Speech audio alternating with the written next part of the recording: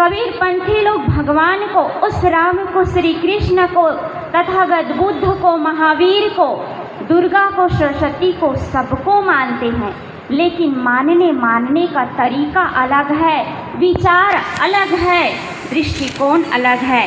हम जानते तो हैं लेकिन मानते नहीं। इस पर कभी चर्चा हुई, बीच में ये बात मेरी आई, तो इस पर आगे की बात मैं करूँगी। अभी मेरे साहिब जी, साध्वी साहिब जी ने सावित्रीबाई फूले के बारे में बात कही। साहिब जी, कितने लोग जानते हैं सावित्रीबाई फूले को? बहुत कम लोग जानते होंगे। दुर्गा माता को, सरस्वती माता को, संतोषी माता को आप लोग जानते हैं, उन्होंने क्या किया। लेकिन सावित्रीबाई फूले, जिसकी वजह से हमारी माताएं बहनें आज पढ़ रही है, डॉक्टर बन रही, इंजीनियर बन रही है और देश के राष्ट्रपति बन रही है पढ़ लिख करके, जिसके मध्य प्रथम शिक्षिका हुई है हमारे भारत में सावित्रीबाई फूले। साहिब जी उनके बारे में बता रही थी कि जब वो पढ़ाने के लिए जाती थी तो उनके ऊपर क्या फेंक देते थे? कीचड़ फेंक देते थे। वो बेचारी जो है दूसरी साड़ी पहने रखे रहती थी, उसको फिर पहन करके फिर वो पढ़ाती थी। कितनी कठिनाइयों को झेल करके हमारी माताएं जो हैं, जो पुरानी हैं, बुजुर्ग हैं, उन लोग पढ़ी नहीं हैं कि इसलिए पहले स्कूल नहीं था, इसलिए नहीं पढ़ पाई।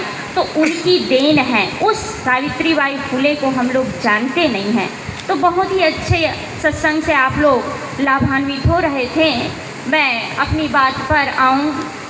किसी ने बहुत सुंदर कहा है कि फागुन आता है फूलों का त्यौहार लिए, फागुन आता है फूलों का त्यौहार लिए, सावन आता है मेघों का मल्हार लिए, और संत आते हैं खुशियों का उपहार लिए, संत आते हैं खुशियों का उपहार लिए।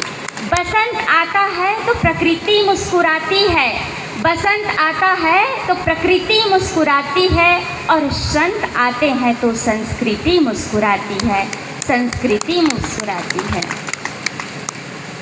जो अभी गर्मी के मौसम में पेड़ पौधे जो हैं सूख रहे हैं, उसको जब बारिश आएगी तो हरे भरे हो जाएंगे। तो बसंत का क्या काम है? प्रकृति को सौंदर्य बनाना। और संत का क्या काम है? जो सो रहे हैं, जो मुर्दे हैं, उसको खड़ा करना, जागृत करना। तो बड़े परम सौभाग्यशाली हैं हम सभी लोग। यहाँ इस पावन गांव में मेरे सद्भावना सत्संग समिति और सभी गांववासी के अथक परिश्रम से ये आयोजन रखा गया, और हम सभी लोग बड़े ही सौभाग्यशाली हैं कि इस मंच पर बैठ कर के सत्संग का लाभ ले रहे हैं, संतों और गुरुजनों का दर्शन कर रहे हैं और उनकी वाणियों के माध्यम से अपने जीवन को कृतार्थ कर रहे हैं। तो मैं कह रही थी कि ये मानव जीवन का परम उद्देश्य क्या है? ये जीवन हमें किस लिए मिला हुआ है? क्या हम जानते हैं? मानव, हम सभी सामाजिक प्राणी हैं, समाज के बीच में रहते हैं। एक एक व्यक्ति को लेकर के देखिए, एक एक व्यक्ति को लेकर के इतना बड़ा भी समाज इकट्ठा हुआ, लोग एक एक करके आते गए, तो एक एक व्यक्ति को लेकर के समाज का निर्माण होता है। पशुओं के समूह को क्या कहते हैं? पशुओं के समूह को समझ कहते हैं, और व्यक्तियों के समूह को क्या कहते हैं? समाज कहते हैं। तो यहाँ पर समाज एक इकट्ठा हुआ सत्संग को सुनने के लिए, संतों के दर्शन के लिए। हमारे भारत में वैसे दो कल्चर है, दो कल्चर, एक भारतीय इंडियन कल्चर और एक वेस्टर्न कल्चर। भारतीय संस्कृति और पाश्चात्य संस्कृति। भारतीय संस्कृति हमें क्या सिखाती है? जियो और जीने दो। वेस्टर्न कल्चर है, पाश्चात्य कल्चर क्या है? खाओ पियो और मौज करो। हमारी संस्कृति, भारतीय संस्कृति का सिद्धांत है रहो घर में और मरो तपोवन में। और वेस्टर्न कल्चर का क्या सिद्धांत है? रहो होटल में और मरो हॉस्पिटल में। तो हमारी संस्कृति जो है हम अपनी संस्कृति को भूलते जा रहे हैं। हमारा भारत देश बहुत ही कई सालों से, हजारों सालों से ऋषि मुनियों का देश रहा। यहाँ श्री राम जी आए, श्री कृष्ण जी आए, तथागत बुद्ध आए, महावीर आए। ऐसे महापुरुषों का ये देश हमारा भारत देश है। तो उसी संस्कृति को जगाने के लिए, समझने के लिए मेरे भाई लोग, मेरी बहन लोग, समस्त गांववासी के सहयोग से एक कार्यक्रम हो रहा है। मैथिली शरण गुप्त जी एक बात लिखते हैं, कहते हैं कि सुधरे समाज राष्ट्र व्यक्ति से, सुधरे समाज राष्ट्र व्यक्ति से, इसका असर विश्व पर हो और जाग उठे जन जन का मानस। ऐसी जागृति घर घर हो, ऐसी जागृति घर घर हो। अगर एक व्यक्ति जग जाए, एक व्यक्ति यदि सुधर जाए तो पूरा घर, परिवार, देश और समाज और पूरा विश्व सुधर सकता है। एक छोटी सी कहानी मुझे अभी याद आ रही है, आप सभी के बीच में रखना चाहूँगी कि व्यक्ति जो है दूसरे को चेंज करना चाहता है, दूसरे को बदलना चाहता है। पति जो चाहता है पत्नी सुधर जाती तो कितना अच्छा होता।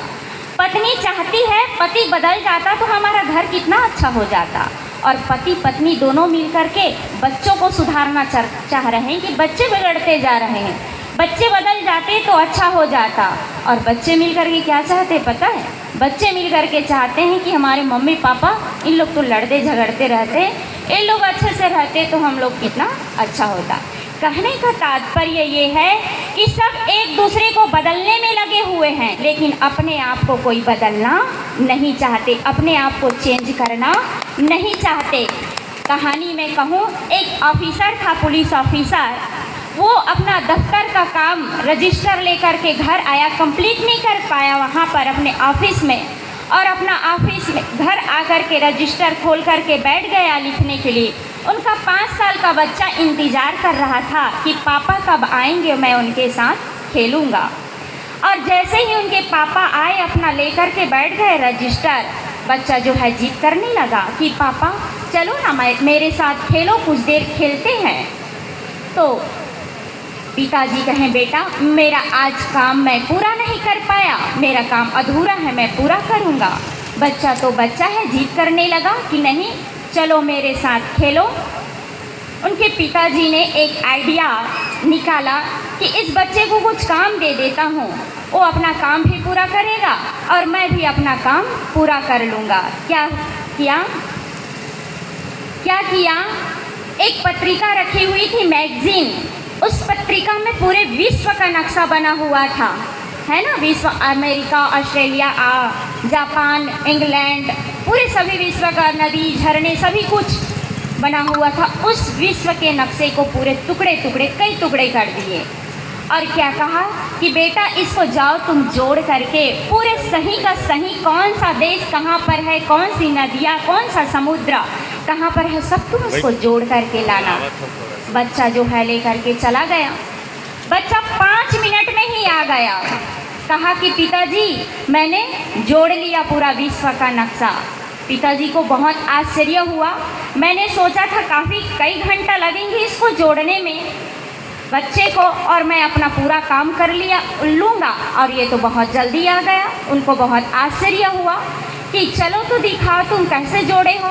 बच्चा जो है लेकर के गया तो वास्तव में बच्चा जो है कौन सा देश कहाँ पर है, कौन सा नदियाँ, झीलें, समुद्र, सभी को एकदम सही तरीके से जोड़ लिया था। तो पिताजी ने पूछा बेटा तुमने इतना जल्दी और इतना सही कैसे कर लिया, मुझे तो समझ में नहीं आ रहा है, बताओ कैसे किए।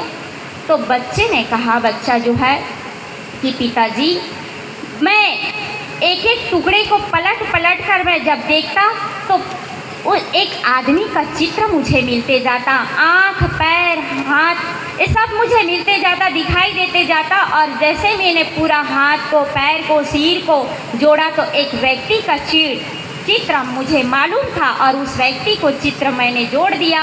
और जब उसको पलट करके मैंने देखा तो पूरे विश्व का नक्शा तैयार था, बदल गया। इस कहानी का तात्पर्य क्या है आप सभी लोग समझ गए होंगे कि हम बदलेंगे तो युग बदलेगा, हम सुधरेंगे तो युग सुधरेगा। सर्वप्रथम किसका निर्माण करना है? स्वयं का। स्वयं को बदलना है, स्वयं को सही दिशा में ले जाना है तो पूरा विश्व बदल जाएगा। उस बच्चे ने वो करके दिखाया। तो इस प्रकार से हम दूसरों को बदलने का चेष्टा ना करें। मेरे भाई लोग बहुत ही परिश्रम करके इस सत्संग का आयोजन किया। मैं यही चाहूँगी कि स्वयं सबसे पहले स्वयं को चेंज करें, स्वयं को बदले तो ये दुनिया जो है ऑटोमेटिक बदल जाएगी।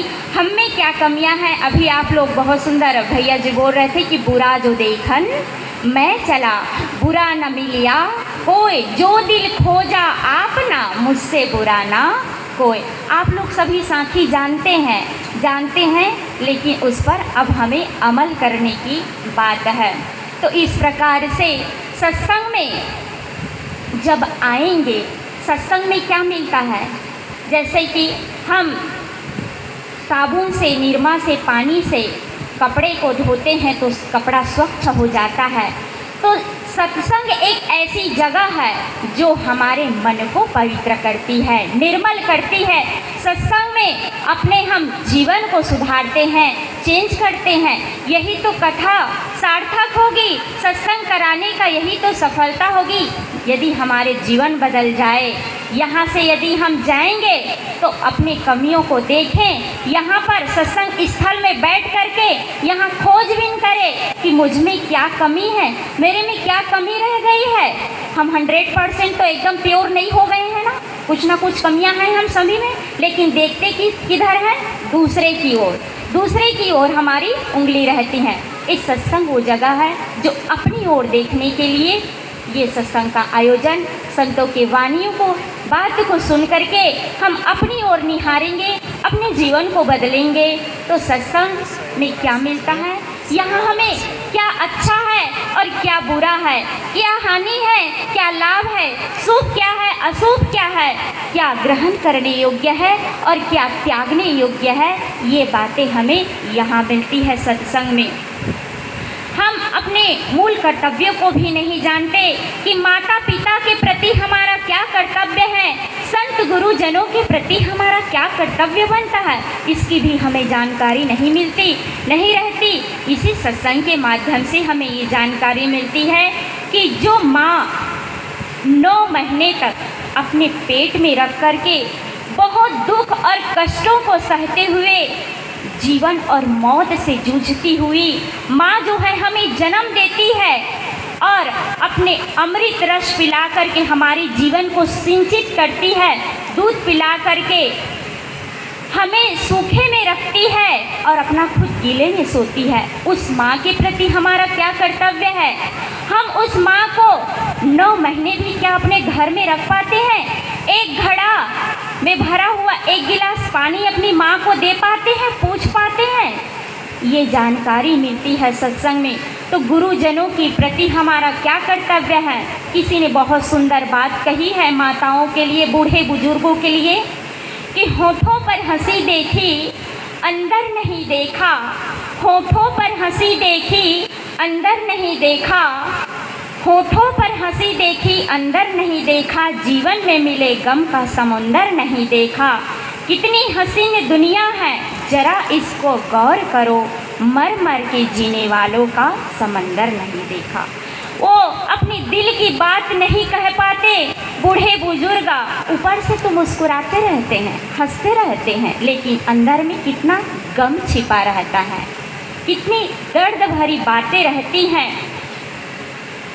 तो ये सत्संग के माध्यम से हम समझ पाएंगे कि अपने माता पिता बूढ़े बुजुर्गों के साथ हम क्या व्यवहार करते हैं।